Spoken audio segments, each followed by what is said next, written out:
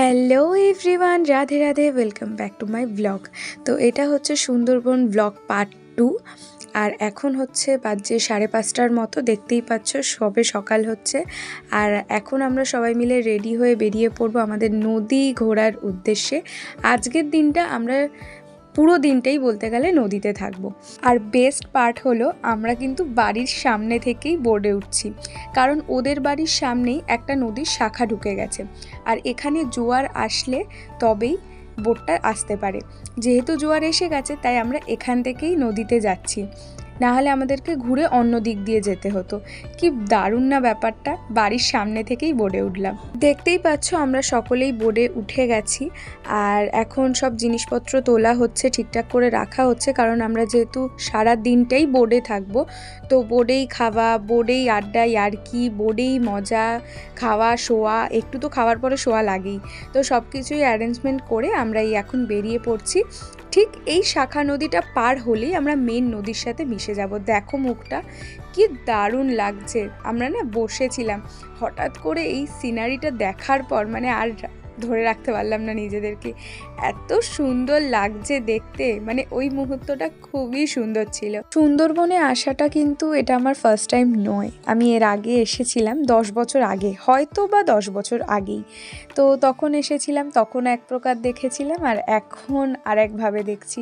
সত্যি বলতে নদী আলাদাই একটা ব্যাপার। মানে জানি না কারা নদী পছন্দ করো, তবে আমার কিন্তু বেশ ভালো লাগে। মানে যেদিকেই তাকাও সেদিকেই জল, যদিও বা সমুদ্রেও এরকম, বাট নদী কিন্তু এক প্রকার আলাদাই ভালোবাসা। ওদিকে আমরা নদী এনজয়মেন্ট করছি, আর এদিকে বাপ্পাদা শুভ মিলে নিয়েছিল রান্নার দায়িত্বটা। তো ওরা এখানে এখন একটু লুচি আর আলুর দম করছে, সকালের ব্রেকফাস্টটা। আর এখানে একটা জায়গায় এসে বোটটা থেমেছিল, যেখান থেকে ওরা যাচ্ছিল মধু নিতে, মানে মধু ভাঙতে যাচ্ছিল। তো এই এক্সপিরিয়েন্সটা কিন্তু আমার কাছে ফার্স্ট টাইম। এখানে কিন্তু আমাদের বোটটা বেশ খানিকক্ষণ দাঁড়িয়েছিল, তাই সেই ফাঁকে আমি নিচে এসে দেখলাম যে নিচের জায়গাটা কেমন। যদিও বা এখানে উঠে দাঁড়ানোর জায়গা নেই, তোমরা বুঝতেই পারছো। তো আমি এখানে বসে বসে একটুখানি ফটো তুলছিলাম।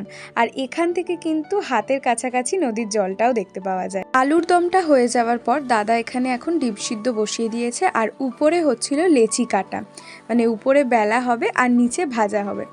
তো এইসব করতে করতেই, গল্প আড্ডা ইয়ার্কি করতে করতেই আমরা দিব্যি ঘুরে বেড়াচ্ছি।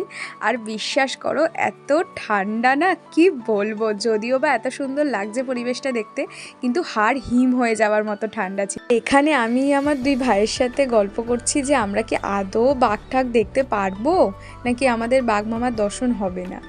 যাই হোক, তো গল্প তো চলতেই থাকছে। আর এদিকে হয়ে যাচ্ছে লুচি, আমাদের প্রিয় পূজাদি আমাদের জন্য, সবার জন্য লুচি ভাজছে। আর এখানে আমাদের ক্যামেরাম্যান দাদাকে একটু রিকোয়েস্ট করলাম আমার ব্লগে কিছু বলার জন্য, তো দেখলেই যে কত কি বললো। যাই হোক, এখানে দুজনে মিলে এখন ডিম সিদ্ধ ছাড়াতে ব্যস্ত, যদিও বা ডিমটা আমার জন্য না। তো এখন হচ্ছে আমরা অন্য সাইডে চলে এসেছি। সত্যি বলতে আমি জানি না জায়গাগুলো কোন নদীতে যাচ্ছি, কি করছি আমি সত্যি জানি না। আমি শুধু পরিবেশটা উপভোগ করতেই ব্যস্ত।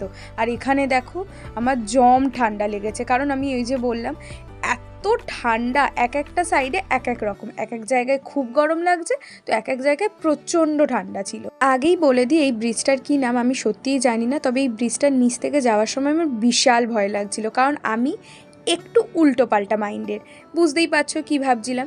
যাই হোক, তবে এই ব্রিজটা থেকে সরে আসার পর একটা জায়গায় দেখছিলাম জল ঘোলা হচ্ছে, তো ওটাই আমার ভাই বলছিল যে দেখ দেখ ওইটা তোল। আর ঠিক এমন একটা জায়গায়, মানে আমরা হয়তো ভগবতপুরের দিকে ঢুকছি, তখন অনেক এরকম বাংলাদেশি বোট দেখতে পেয়েছি, মানে জাহাজ দেখতে পেয়েছি। আর আমার বেশ ভালো লাগছিলো, আবার খালি মনে হচ্ছিলো আমাকে নিয়ে যাও কেউ বাংলাদেশে, কারণ তোমরা যারা অনেকেই আছো যারা জানো আমার বাংলাদেশ খুব পছন্দ, মানে আমার খুব যাওয়ার ইচ্ছা। বুম্বাদা ওদিকে বোর্ডের মুখে গিয়ে আলাদাই ভাইবে আছে, আমিও সেম বোর্ডের মুখটায় গিয়ে একটু বসলাম যে কেমন ঠান্ডা বা কিছু, বেশ ভাল লাগছিল। আর এখানে আমরা এখন ভগবতপুরে চলে এসেছি, তো আমরা কুমির দেখব বলে নামবো, তো তার আগে আমরা লাঞ্চটা সেরে নিচ্ছি। তো সবার জন্য ছিল চিকেন, আমার জন্য ছিল পনির, আর নিরামিষভোজী মানুষ আর কি। বোর্ডে যত ঘুরছিলাম ততই ম্যাপও দেখছিলাম যে আমরা এক্স্যাক্টলি কোথায় আছি না আছি। তো ওই দিকটা যে দেখালাম, ওই দিকটা যত সম্ভব বাংলাদেশ পড়েছে, তো আমি জানি না কতটা কি। তো এখন আমরা সবাই নেমে গেছি, এখন টুকটুক করে হাঁটতে হাঁটতে যাচ্ছি কুমির দেখতে। কিন্তু সত্যি বলছি, যা দেখেছি আর এখানে দেখো আমি ভিডিও করছি, আমি বুঝতে পারিনি কী হলো, দাদা দাঁড়িয়ে পড়লো কেন, ওমা দেখি দাদাও দূর থেকে আমাকে ভিডিও করছে। তো যাই হোক, আমাদের তো মজা আর কি আড্ডা এরকম চলেই।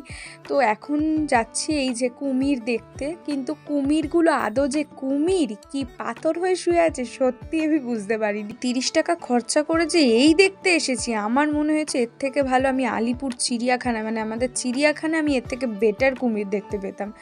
যাই হোক, যা করেছি যা কেটেছি সে তো দেখতেই হবে। তো এখানে আমাদের ক্যামেরাম্যান এখন কুমিরের ফটো তুলতে ব্যস্ত, পোজ দিচ্ছিল হয়তো। যাই হোক, আর ওই জলজ্যান্ত একটা কুমির যা দেখতে পেয়েছি। এর মাঝে অনেক ঘটনা ঘটে গেছে, সে আর বললাম না। মানে ব্যাপারটা হচ্ছে আমাদের বোট আটকে নিয়েছিল, বোটটা দাঁড়িয়েছিল, তার জন্য ভাড়া দিতে হতো, অনেক কিছু ব্যাপার। আর এখানে এই সুন্দর সুন্দর পাখিগুলো দেখতে দেখতে আমরা বাড়ির দিকে ফিরছিলাম। আর এখন হচ্ছে এই সেই সুন্দর মুহূর্ত, আমার যেটা সবথেকে ফেভারিট লেগেছে, যে নদীর মধ্যে এটা কি বলতো, চাঁদ, জানো, চাঁদের আলো।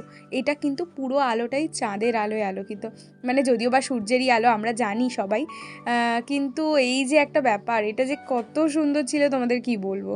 সবাই আমরা অন্ধকারে বসে আছি, তবে কিন্তু একটা আলাদাই ভাইব ছিল। আর এখন দেখো কি হচ্ছে।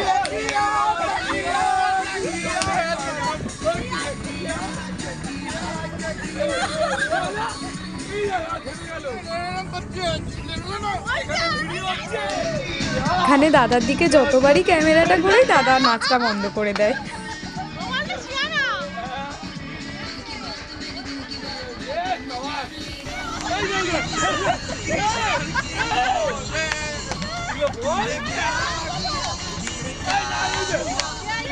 বোঝাতে কি পারলাম তোমাদের কি লেভেলের এনজয়মেন্টটা হচ্ছে। ওফ, যাই হোক, চলো এখন যাচ্ছি একটা মন্দির দর্শনে। তো এখানে কালী ঠাকুর ছিল, দুর্গা ঠাকুর ছিল।